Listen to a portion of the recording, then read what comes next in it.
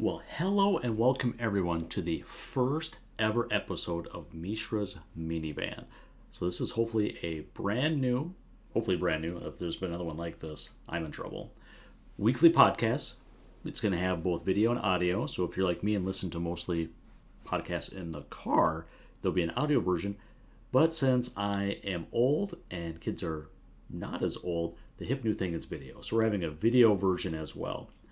This will be every single week, primarily talking about Magic the Gathering, but we'll be delving into other things like maybe related games, movies.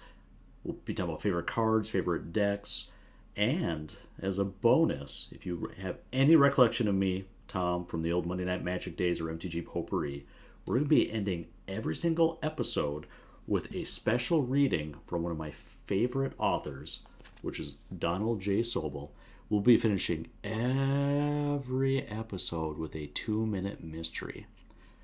If the name Donald Sobel sounds familiar to you, this is the author of Encyclopedia Brown. I think less people know is that he went on and wrote some books of these little short 2-minute mysteries, more adult because almost every single one of them somebody dies. And we'll be finishing, we'll read it, we'll give you a little break to contemplate what's going on, think about life, horrific politics, and then we'll go through the answer because they give it to you in every single one. Today is just me, but hopefully going forward as things get rolling, we'll be having hosts come and join me, so we'll have their video showing up somewhere on the screen here with me. Random cats will show up, random kids. I've got a full house now, and other things like that, just for fun. So as a little bit of background story, since this is the first episode, I am Tom. I guess my claim to almost quasi like next door neighbor fame is I was not the original, I guess one of the original hosts of Monday Night Magic. So we're talking about this is the early days of Magic podcasting. This is when Skype was not great. We're using things like Gizmo. It was rough. Every single episode you cross your fingers and you're just like, oh, please let this one record. The file not get lost. And first started doing this with a very nice guy from England named Dom. Pretty soon after that, we had Gavin, who now has been, I think, working for like a decade for Wizards of the Coast, and so on and so forth. I retired from that when I started having a family. We had a shorter-lived podcast for a few years with Adam Saborski and Conley Woods called MTG Potpourri. Challenging thing for me, and Adam too, is with kids in life, and Conley too, as you get later on in your years, it's hard to stay up till like midnight to do a podcast. I am falling asleep at about 9:30 to 10 p.m. So I'm trying to get back into Magic podcasting. So I said, hey, let's do it this way. I'll be here every week. I'll be having people join me, hopefully almost every other week. And we'll talk about fun stuff. I am clearly a casual. That could be our new term for casual kitchen magic. I like Commander. I mildly follow what's going on in the Pro Tour scene, but I like Magic news. So that's been my big thing. So with this, we're going to jump right into just our little preview of Magic news. And the interesting thing to me recently, this is like the last 6 months to a year, is the name Richard Garfield has been all over the place. So most people playing Magic, they recognize the name Richard Garfield. He invented the game. PhD in mathematics. Different episode will go more into his history. But people don't know is he's created a lot of games that you recognize, like Robo Rally. There's a huge number. He's also known for the original Netrunner card game, which is what I played almost as much of as Magic the Gathering when it first came out. He did the original Star Wars collectible card game, and so on and so forth. But I don't know if he has some big debts or what's going on, but his name has been everywhere. He looks like he is like the long-lost property brother. So when I first wrote down this joke, because I was going to call him the missing triplet from the Property Brothers, is I didn't realize there actually is a third Property Brother. So if you're like me, you're married, my wife is obsessed with HGTV. And I swear every other show is either like a House Hunters or a variant of the Property Brothers right here. And I didn't know, is there actually is a third one. He's not a triplet. So you got the two identical twins. This is the older brother, but he's there. So I actually learned something preparing for this podcast, that there is a third Property Brother. So not just my joke that I was going to make for Richard Garfield, but he's actually out there. So from my side, I just want to let you know about kind of a couple of the new projects going on right now. So the one I think that's been getting the biggest splash because it just released right now on Steam is Artifact. And this is the new Dota Defense of the Ancients. I think it's because the whole, that could be another episode about the whole trademark thing. It's the Dota card game. I am an adult. I have tried playing Dota a few times. I don't have the time or the energy to go into that one. That's its own new world. But Valve has, in general, historically, when they get into a realm of game, think of, try to think of Portal, Dota. They have done well in a number of genres. They come in, they're a 1,000-pound hammer when they come in. So I was excited when I first heard about this. Is who was kind of the person behind it was Richard Garfield. So this game has just come out. We'll talk a little bit more. I want to try to do a little bit of a trial of it. It has obviously components of Magic, has theming from Dota. Just interesting to see that he was there. And then not too long after this, his name was as the lead designer on another game. And this one I find a little more interesting because not only is it related to Magic, but it does things very differently than what you're used to. So this one is called Keyforge. And it's actually Keyforge Call of the Archons. And it's been called a unique deck game. And we'll talk about why that is. The other interesting thing for me, I am from Minnesota, kind of north of the Twin Cities, is this is being published by Fantasy Flight Games, which actually has their headquarters. They have an amazingly cool cafe play area right near in Roseville, Minnesota. So this is actually not too far from my haunt. So it's interesting to see that A was Richard Garfield, and B, we have Fantasy Flight Games involved with this. So this is coming kind of from their official information is Keyforge is a 2-player game. And each player uses a single deck of cards, and you're playing creatures, kind of artifacts, actions, upgrades, kind of think of spells for Magic the Gathering. It's a little bit different that you are hopefully accruing points that are called Amber, and you have to use these points to forge keys, and you have to get 3 of these before your opponent does, and that's how you win. As they mentioned, you have creatures, artifacts give you unique effects. I'd say a lot like Artifact and Magic. Actions are used and discarded. I think of almost like an instant, and then upgrades are attached to creatures. Think of like an enchantment aura going on a creature. Kind of like Magic, it has, quote, colors where each card is associated with a house. And in the decks, and we'll talk, the decks are the weird thing with this, you have 3 houses. You kind of think you can think of those as being the 3 colors in your deck. You can only play cards from one house. So in some ways, you don't necessarily have mana, but you can only play cards from that color for that turn. So as I mentioned, there's not necessarily cost for these cards. You can play as many as you want as long as it's from that color or that house with this. Also interesting, and probably the weirdest thing about this whole thing is how you make a deck, or in this case, how you do not ever do not even think about customizing or changing your deck, because that is not what you do. Because each deck is a unique thing, basically because it has a unique, I want to call it an Archon. And that's the kind of the name. It's sort of thinking Commander, this is your commander for your commander deck. It's kind of your legendary person. And what's interesting is the card back is unique for each of these Archons. So each deck, and sometimes kind of comes as a sealed deck, is unique. So you can't, unless you're using sleeves or something else, you can't interchange cards between decks. And this was hopefully thought to be getting rid of things like neck decking or trying to hopefully buy and having a huge secondary card market. This was first announced kind of August 1st, just kind of going through some of the information. In the rule book, and this is some quotes from Richard Garfield, he expressed that he wanted to see some sealed deck and league play formats return to popularity. And to me, as a casual player, when we used to have the MTG stores, they had the old version kind of League and Arena or Magic League, where you'd go in and you'd actually just have your deck. Sometimes they would have things where you would play the same deck the entire time. You might get a pack or two to change it. But you kind of had your deck, that was you. And you play with that during the league, and you got points and won prizes. It says here he wanted to make this game 10 years before, but he said the printing technology, so this ability to kind of randomly generate names and then use those to print cards, wasn't around. This actually was released November 15th. It's it's always been popular. It's sold out pretty quickly, so I'm going to try to get a copy just to play with.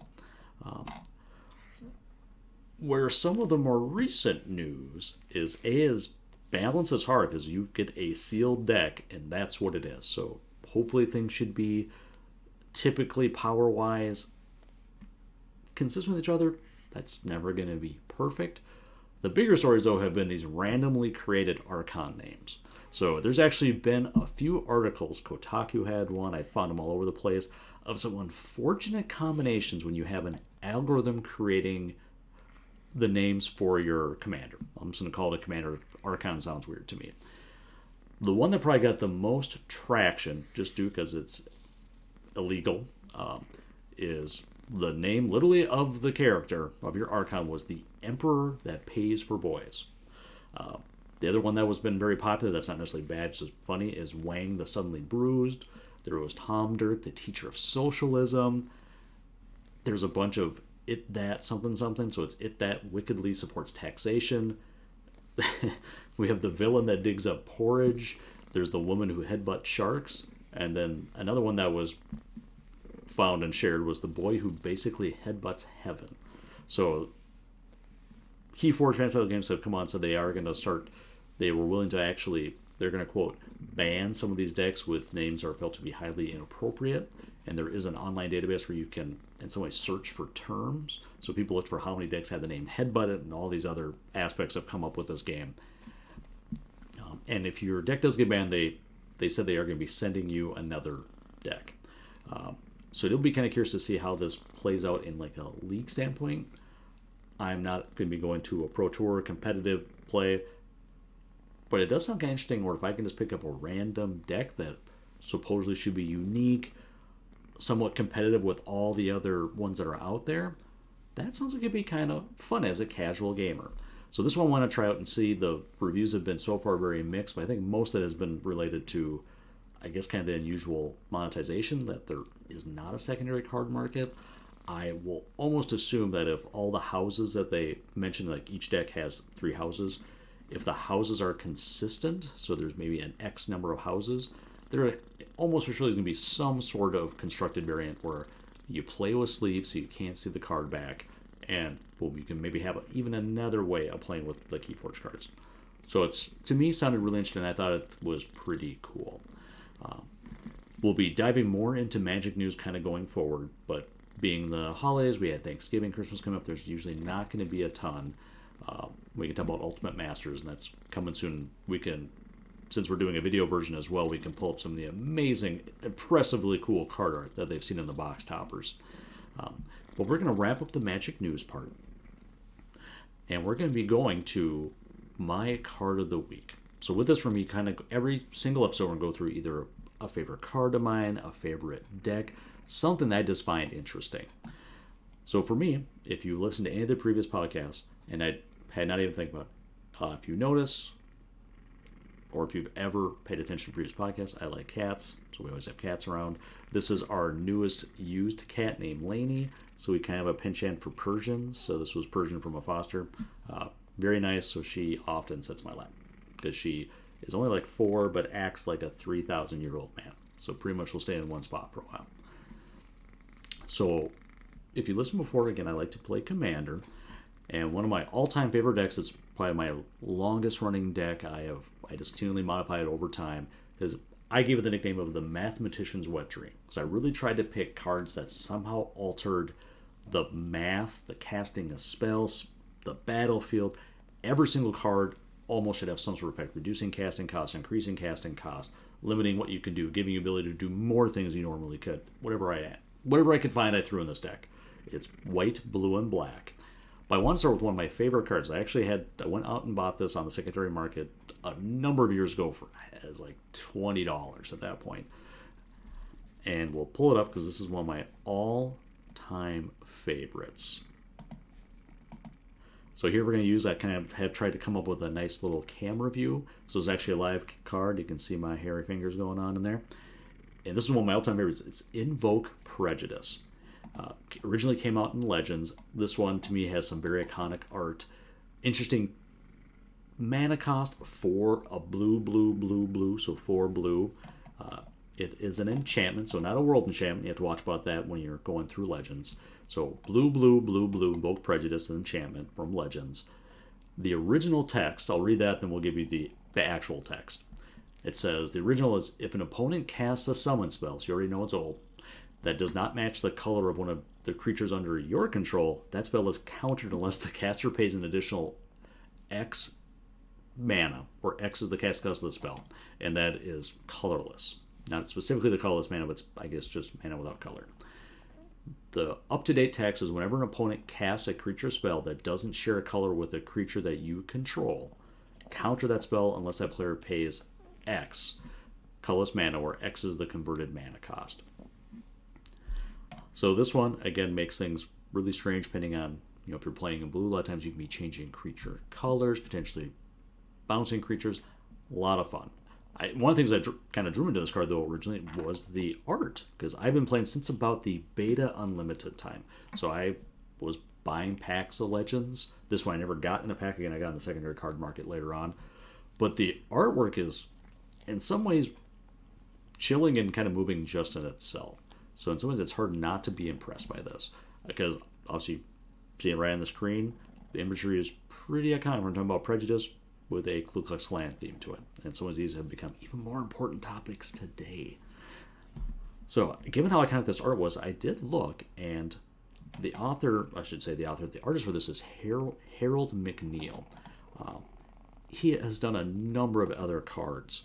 Alabaster Potion, he's done some Circles of Protection. A lot of these were for kind of Tempest, Legend times. I will pull up a couple that, to me, were probably the more iconic ones. Because the first one, to me, is Nethervoid. So again, Nethervoid, very iconic Legends and Enchant world, as I mentioned. This one's also in that deck. We'll talk about it later in a different episode. Changes casting cost, but again, just a very unique art style.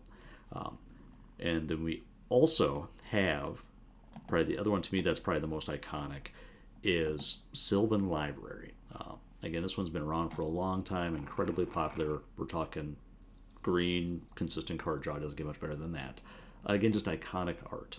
So I really thought that Harold McNeil is the art on Invoke Prejudice was very unique. Great card for the deck. I have no idea what it is today, but it's in my imagination room, and that's really the deck that will be playing out cards almost every single week, because a lot of times these are not as often used because they don't necessarily do anything when they come into play. They just make things more complicated, and that's the whole point of the deck. So that was our hopefully interesting Magic card or deck. For me this week, it's Invoke Prejudice. So now we're going to be wrapping up the episode with a 2-minute mystery. So again, we've got Mr. Donald J. Sobel, one of my all-time favorite authors, and I'm going to be reading you the case of the Death at Sunrise.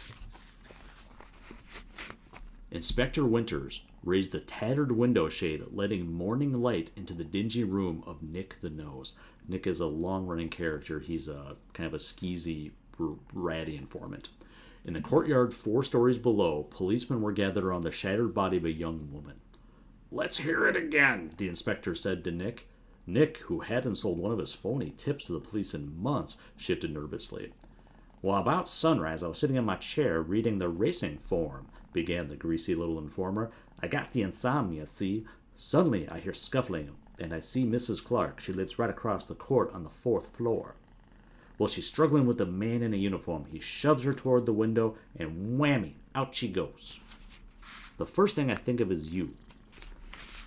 Maybe you'll figure it's a suicide instead of a murder. So I run down to the drugstore and I telephone you. I stayed with the body till he came up here, just to keep everything like it was for you." Nick licked his lips. "I seen the killer's face. I figure I can identify him, or at least tell you what kind of uniform he had on. That ought to be worth something." "It is this," growled the inspector, delivering his foot to the seat of Nick's pants. "That is quite the appropriate payment," commented Hallidane. Dr. Hallidane is usually he's the main inspector in almost all of these stories, when he heard of Nick's latest attempt at a payday. "So, why did Nick get the boot?" instead of some money or cash. So again, if you're new to these types of stories, usually there's like one little thing that is inconsistent, and that's what tells you that Nick is lying. So this is our first episode, and as you kind of learn the ropes, and just so they actually print the answer upside down at the end of each one, is the inspector surmised that Nick had discovered the body while entering the building. It also tells you why you turn your phone off when you're doing anything. So that's bad on top. And the cat didn't get it either. So the inspector surmised that Nick had discovered the body while entering the building and concocted the murder angle for $1. Apparently, I didn't know informants, this is like back in the 40s, got paid. I honestly didn't know this. So they concocted the murder angle for $1 because Nick couldn't have seen the window of his room with what he described. Because remember, the shade was drawn at the start of the story. So, very moving. I personally love these things. I have almost all of them in paperback. So every single episode, you get to get a 2-minute mystery. So I wanted to say thank you, everyone, for joining for the first episode of Mishra's Minivan. Again, a weekly magic podcast. Come and join us. We're going to be found on Podbean. We'll be creating that shortly. On YouTube for the video version. If you want to send me a message, I'm on Twitter at PSGReader. So it's PSGReader. I love to get emails, questions, tweets. Still feels weird to say tweets. I just want to interact with fans. That's why I missed the most from Monday Night Magic, is at that point we had listeners from really all over the world, and that was incredibly cool. So thank you for joining me. Hopefully see us every week, and hopefully it'll be not just me and not just a cat. We'll having more interesting people join us. But again, thank you for listening. Thank you, Richard Garfield. I can't wait to get a deck with somebody named, Headbutt the Goats at night. And we'll try out Keyforge, go through some more interesting cards. And again, thank you. Have a good one.